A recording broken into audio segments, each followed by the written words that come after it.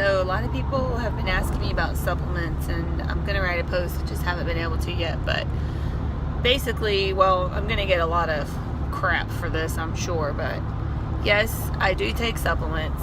Yes, a lot of people take supplements. Do you need to take supplements? Really, no, you don't. The thing is, there's like a gazillion supplements out there that people act like they have to have, and they're getting paid to say that or get endorsed to say it or whatever.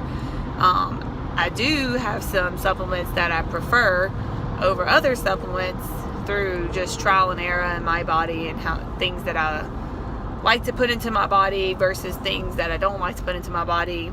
It's kind of subjective, but really, basically what I want to say is you need to get your food right, get your workouts right, get your mind right before you worry about taking supplements. No supplements are going to help you to get more fit, get more in shape than eating properly, consistently, and working out consistently. Once you do those things for a while, then you can worry about taking supplements.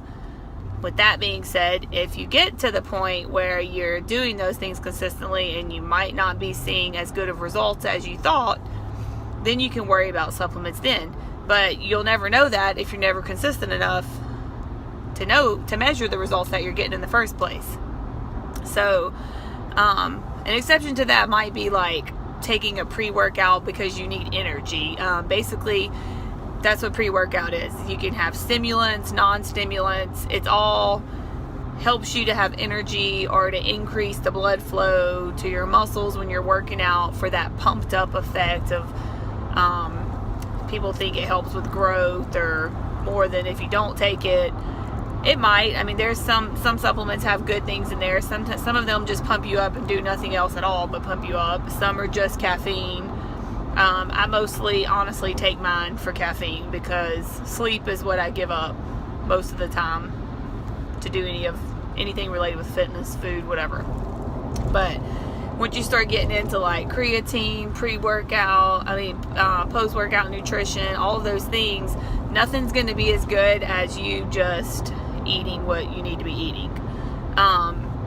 Protein powder. I do use protein powder occasionally. I don't even use it every day. Maybe twice a week. And I don't think there's anything magical about protein powder.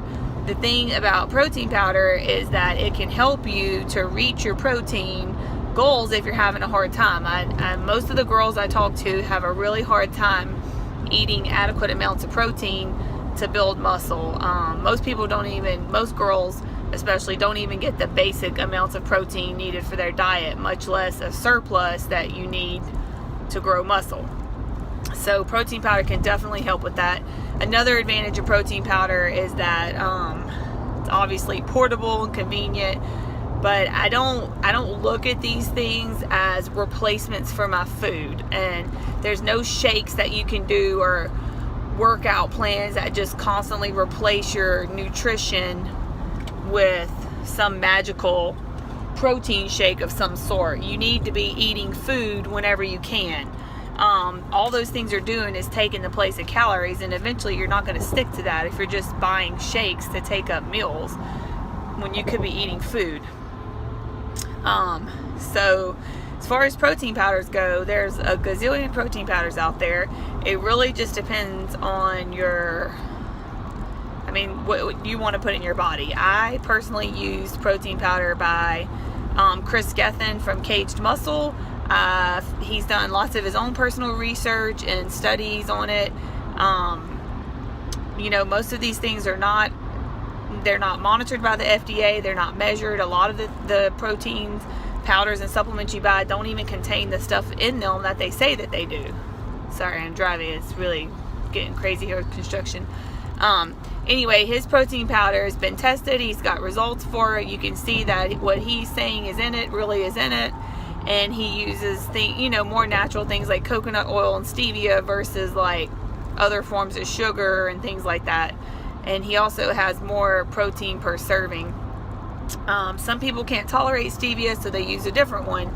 Some people, the one that I use, you have to order it off the internet. Some people don't like that, so they want something from the store. Quest is a good thing to buy from the store. I don't get any money from any of these people. I'm just telling you my experience.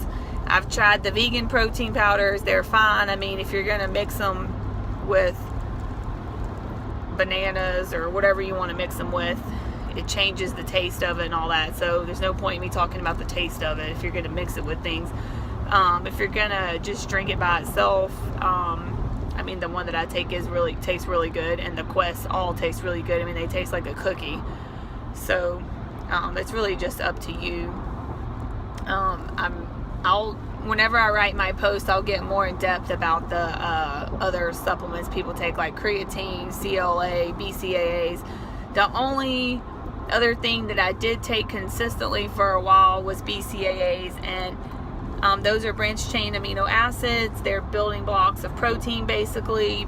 If you're really damaging your body with cardio, lots of cardio, or like you're in a deficit of calories and you're continuing to work out really hard and you're really